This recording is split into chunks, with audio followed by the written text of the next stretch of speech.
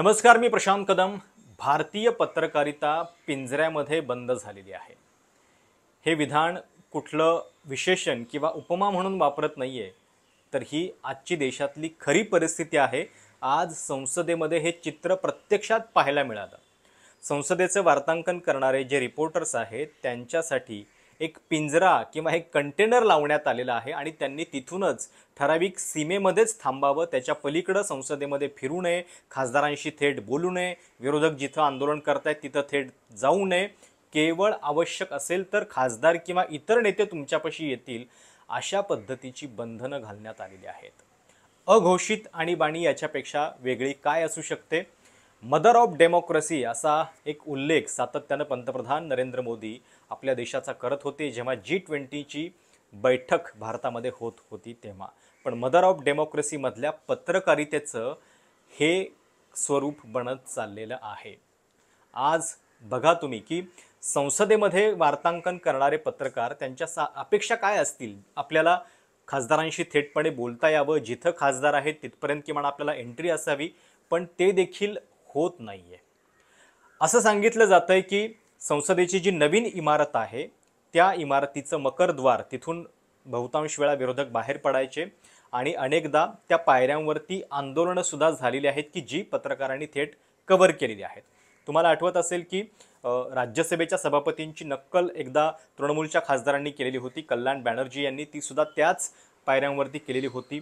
आत्ता अर्थसंकल्प सादर झाल्यानंतर महाराष्ट्रातल्या खासदारांनी ज्या निषेधाच्या घोषणा दिल्या त्या पण त्याच मकरद्वारावरती दिलेल्या होत्या आणि हे व्हिडिओज याच पत्रकारांच्या माध्यमातून तुमच्यापर्यंत थेट पोहोचतात, त्याच्या बातम्या होतात। पण आता तिथं पत्रकारांना जाऊ द्यायचं नाही असं सरकारनं लोकसभा सचिवालयानं ठरवलेलं आहे। मुळामध्ये कोरोनाचं निमित्त करून पत्रकारांच्या वरती संसदेमध्ये जी बंधनं घालायला सुरुवात झाली ती अद्यापही सैल झालेली नाहीयेत। मी स्वतः गेल्या 10 वर्षांपासून दिल्लीत पत्रकारिता केलेली आहे आणि जेव्हा संसदेची जुनी वास्तू होती, संसदेला वेगवेगळे गेट्स आहेत, लोकसभेची काही गेट्स आहेत, राज्यसभेचे काही गेट्स आहेत, तर जेव्हा मी 2015ला दिल्लीत आलो त्यावेळी स्वतः त्या लोकसभेच्या गेटवरती एका रिजनल चॅनलचा पत्रकार असूनही थेट तिथून काही प्रतिक्रिया कॅमेऱ्यावरती रेकॉर्ड करू शकत होतो, लॉबीमध्ये फिरू शकत होतो, खासदारांशी थेट बोलू शकत होतो। पण दिवसेंदिवस ही बंधनं जी आहेत ती वाढत गेली। ती कशी वाढत गेली? तर सुरुवात झाली कोरोनापासून। कोरोनाचं निमित्त करून त्यावेळी संसदेतल्या पाससाठी पत्रकारांच्यावरती खूप बंधनं आली। म्हणजे काही काळ मधला तर असा आहे, अजूनही काही ती बंधनं पूर्णपणे उठलेली नाहीयेत।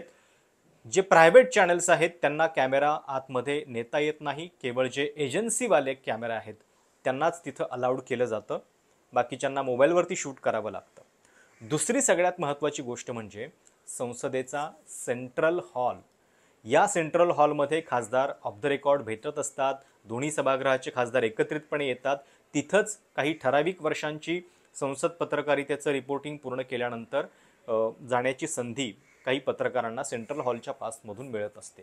पण आता तो सेंट्रल हॉलचा पास तर बंद झालायच, पण नवीन संसदेमध्ये मुळात सेंट्रल हॉलची गरज सुद्धा मोदी सरकारला वाटलेली नाहीये। आणि संसदेचं रिपोर्टिंग करणाऱ्या रिपोर्टर्सना जर खासदारांशी, विरोधकांशी किंवा कुठल्याही पक्षाच्या खासदारांशी बोलता येत नसेल, थेटपणे त्यांच्याशी संवाद साधता येत नसेल, तर ही लोकशाहीला अपेक्षित असलेली गोष्ट आहे का याचा विचार करा। आता याच्यामध्ये कारणं बरीच दिली जातील, खासदारांच्या सुरक्षेसाठी किंवा सुविधा असावी एक प्रकारे म्हणून हे करण्यात आलेलं आहे, त्याच्यामध्ये काही सरकारी कारणं सुद्धा येतील। पण एक लक्षात घ्या, आता जे कारण सांगितलं जातं, एक चर्चा मी अशी ऐकली की राहुल गांधींना भेटायला एक शेतकऱ्यांचं डेलिगेशन आलेलं होतं आणि ते संसदेच्या आवारामध्ये माध्यमांशी बोललं, त्याच्यानंतर ह्या सगळ्या गोष्टी सुरू झालेल्या आहेत का अशी एक शंका आहे। जर केवळ खासदारच संसदेच्या आवारामध्ये बोलू शकतात, तर याच्या आधी जेव्हा संसदेची नवीन इमारत झालेली होती तेव्हा बॉलिवूडमधल्या अनेक अभिनेत्री शिष्टमंडळ घेऊन आलेल्या होत्या आणि त्या संसदेमध्ये तिथं बाईट देत होत्या। याच्या आधी मणिपूरचे मुख्यमंत्री आलेले होते, ते भाजपचे आहेत, तर ते संसदेच्या आवारामध्ये माध्यमांशी बोलतात, जरी ते सभागृहाचे सदस्य नसले तरी। त्यामुळं सभागृहाचे सदस्य नसलेल्या लोकांना बोलायचा नियम हा सगळ्यांवरती लागू व्हायला पाहिजे। तो केवळ ठराविकच व्यक्तींवरती कसा काय लागू होऊ शकतो हा पहिला प्रश्न आहे. जेव्हा या सगळ्या बंधनांची चर्चा सुरू झाली तेव्हा राहुल गांधी तिथं काही काळासाठी त्या पत्रकारांच्या दालनापाशी थांबले. ते दालन कसलं, ते कंटेनरच आहे, पिंजराच आहे, आणि तिथून त्यांनी त्यांची व्यथा जाणून घेतली आणि नंतर लोकसभेमध्ये सुद्धा त्याच्याबद्दल प्रश्न उपस्थित केला. सर आपने एक और चक्रव्यूह बना दिया है सर. नो मीडिया वालों को सर आपने पिंजरे में बंद कर दिया सर, उनको बाहर निकाल दीजिए प्लीज. आता लोकसभेमध्ये आज जसं हे पिंजऱ्याचं चित्र पाहायला मिळालं तसं सभागृहामध्ये चर्चा झाली ती चक्रव्यूहाची. बजेटवरचं एक दुसरं खणखणीत भाषण आज राहुल गांधींनी केलं. याच्या आधी ते राष्ट्रपतींच्या अभिभाषणावरती बोललेले होते आणि आज त्यांनी थेट मोदी सरकारवरती महाभारतातल्या चक्रव्यूहाचा आधार घेत हल्लाबोल केला. चक्रव्यूहामध्ये जशा पद्धतीनं अभिमन्यूला 6 लोकांनी मारलं तसं आजच्या युगामध्ये हिंदुस्थान चक्रव्यूहामध्ये अडकलेला आहे आणि तो कोणाच्या हे राहुल गांधींनी थेट नाव घेऊन सांगितलं. सर अभिमन्यु को 6 लोगों ने मारा था.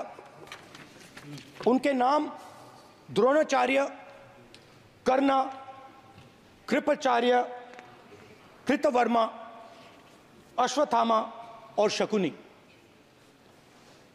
सर आज भी चक्रव्यूह के बीच में 6 लोग हैं.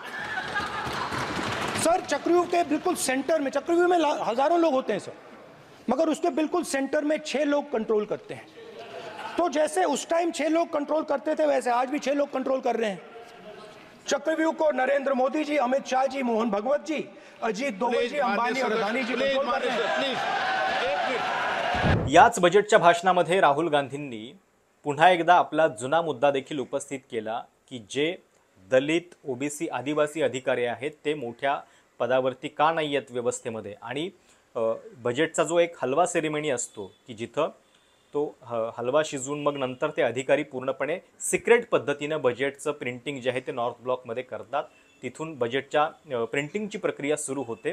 तर त्या फोटोमध्ये एकही आदिवासी, दलित, ओबीसी अधिकारी का नाही आहे हा प्रश्न राहुल गांधींनी उपस्थित केला. तो फोटो देखील त्यांनी संसदेमध्ये दाखवला आणि त्याच्यावरून सरकारला प्रश्न देखील विचारले. बजट का जो हलवा है सर ये बट रहा है और इस फोटो में सर मुझे एक ओबीसी अफसर नहीं दिख रहा, एक आदिवासी अफसर नहीं दिख रहा, एक दलित अफसर नहीं दिख रहा मुझे. ये हो क्या रहा है सर? सर देश का हलवा बट रहा है सर और इसमें 73% का एक है ही नहीं. सर ये आप लोग हलवा खा रहे हो और बाकी देश को हलवा मिल ही नहीं रहा है. त्यामुळे आज संसदेमध्ये एकीकडे पिंजरा, मोदींचा, लोकसभा अध्यक्षांचा पिंजरा आणि दुसरीकडे राहुल गांधींचा चक्रव्यूह, या 2 गोष्टी चर्चेत राहिल्या. तुम्हाला काय वाटतंय? भारतीय पत्रकारितेची ही अवस्था नेमकं काय दर्शवते? हा पिंजरा बघून तुमच्या मनात पहिला विचार काय आला? कमेंट्समध्ये कळवायला विसरू नका. धन्यवाद.